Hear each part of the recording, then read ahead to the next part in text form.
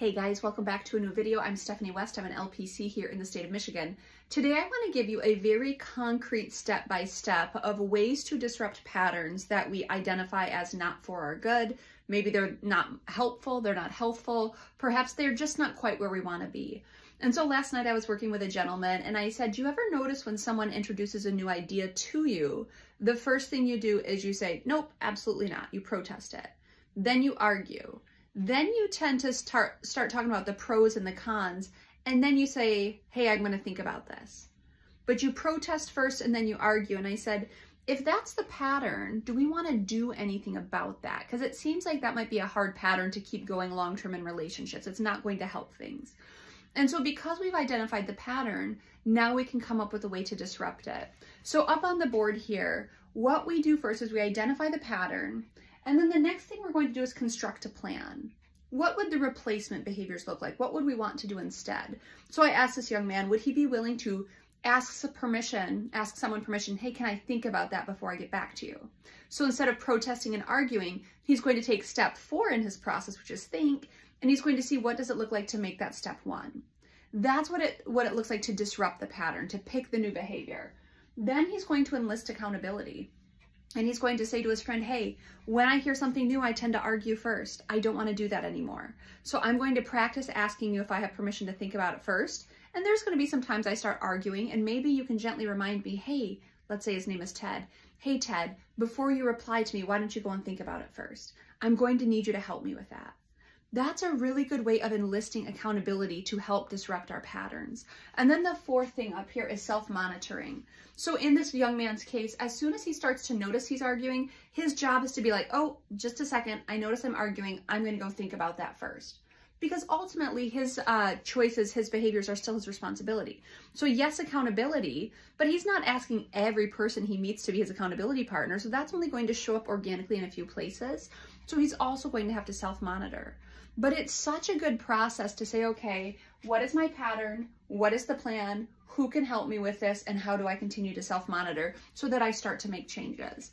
So I want to use a very tangible example that just came up for me over the last couple days. Categorically for me, one of the things that's true is I'm really good at educating. I'm really good at listening to people. That's all part of my professional role. I'm not really good at being heard or using my voice just recreationally so other people listen.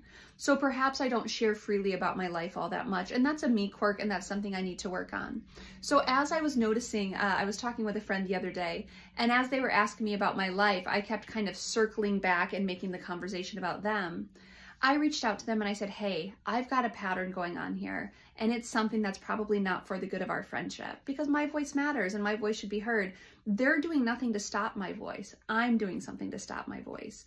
And so what I did was I identified a pattern. And so now I construct a plan and I say to this friend, hey, I need to be better at showing up in these relationships and telling about my stuff, sharing about my day.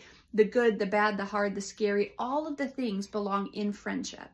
And I'm not good at that yet.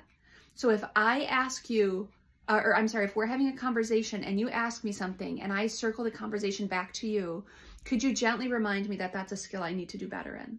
Because I need practice showing up in conversations and being okay that it's just, frivolous, or that it's unimportant. It's not something that's data driven. It's not what does the research say. It's not about you. It can be about me and about my preferences and about my likes and my dislikes. That's a hard space for me. So accountability means I invite someone into that and say, hey, I'm going to shy away from those conversations, and can you help me? The other thing is, now that I've identified the pattern and now that I've kind of processed through what I want to be true, I have a plan and I have accountability, I'm also going to work on self-monitoring. And that means when I feel myself try to withdraw from conversation, I have to be like, nope, girl, answer the question. Bravely step forward. Do a good job of practicing right now, because over the long term, you're not going to even need to practice the skill anymore. It will just come more organically. But for right now, I have to call it out. If I'm noticing that I didn't answer a question, I'll stop in conversation and say, hey, wait a second. I noticed I just redirected that back to you. Give me a second here while I try to answer that question. Even talking about it, I get awkward and clunky because it's just such an uncomfortable space for me. But I go through the same process I would recommend to my clients. We're going to identify the pattern, construct a plan, we're going to enlist accountability, and we're going to continue to self-monitor. That's how we move towards new behaviors that we want, new behaviors that we select that feel helpful and healthful.